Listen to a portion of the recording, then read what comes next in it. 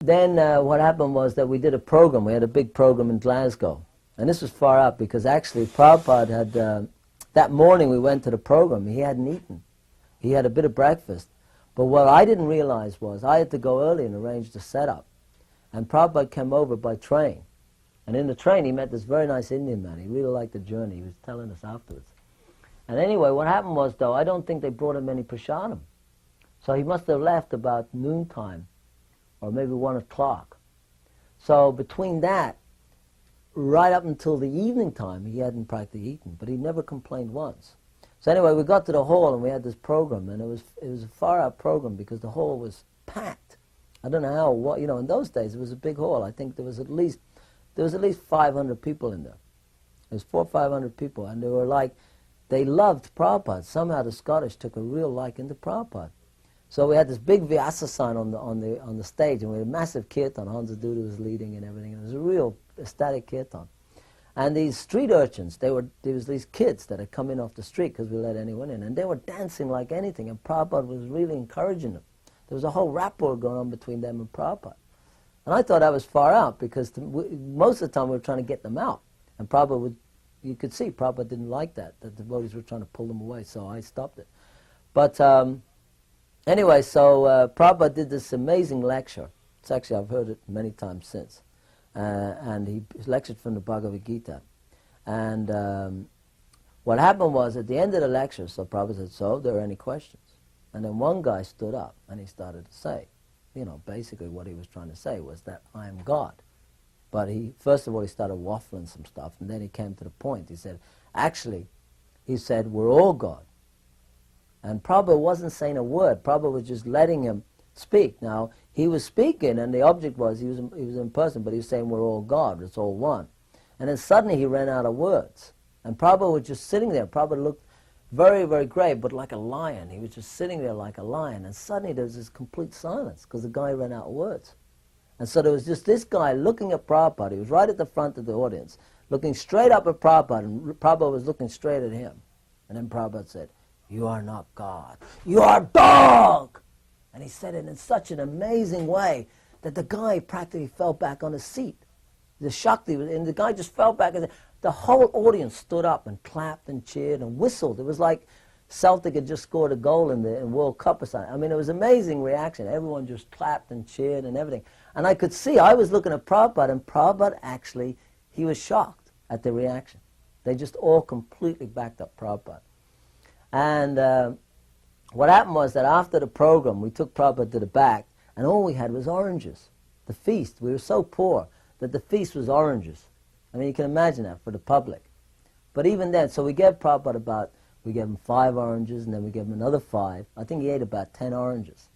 Now what happened was that when Prabhupada was leaving the hall, I can swear on this till the day I die, Prabhupada was intoxicated. It was like he was in complete ecstasy. He was staggering down the hall. Now, I was looking at Prabhupada, I was holding the door, and it was only Prabhupada and me, and his servant was coming behind. And I was just looking at Prabhupada, and Prabhupada had this beam that was like incredible. He was just intoxicated.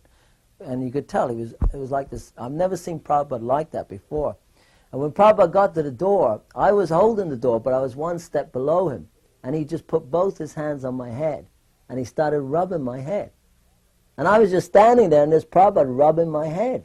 And I just kind of like, I couldn't believe it. I said, what is going on? And Prabhupada was rubbing my head in a very, very gentle way. He said, I am very pleased with what you have done. He said, now you've preached this Krishna consciousness all over Scotland. It was just such a beautiful way. It was like, you know, it's hard to explain it because it was just one of those moments that you'll never see again. Another time I was at Berry Place, before I was asked to be in charge at the manor, I was, for some short period, trying to organize Berry Place.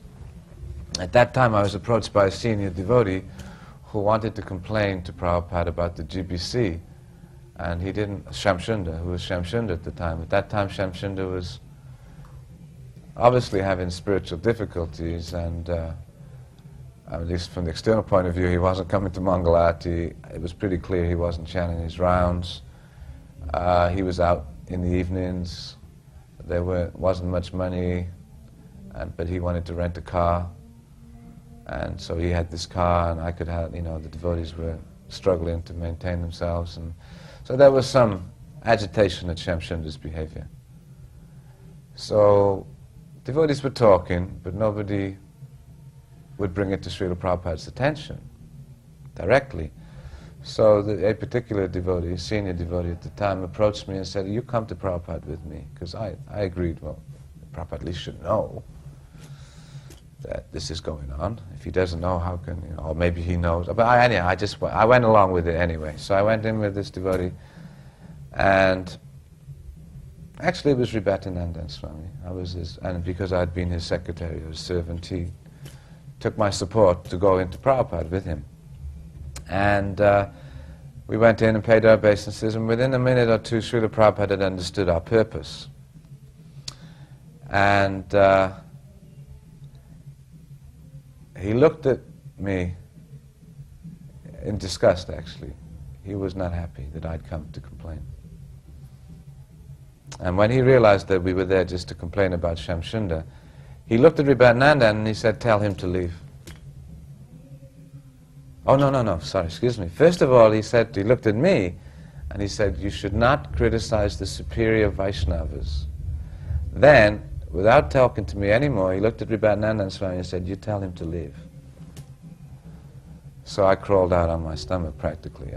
I'd gone there to complain about Shamsunda and his inappropriate behavior as the GBC, and not knowing anything about Prabhupada's relationship with Shamsunda, how I'd taken this impertinent position, I realized after, and gone in to complain about one of his dear disciples.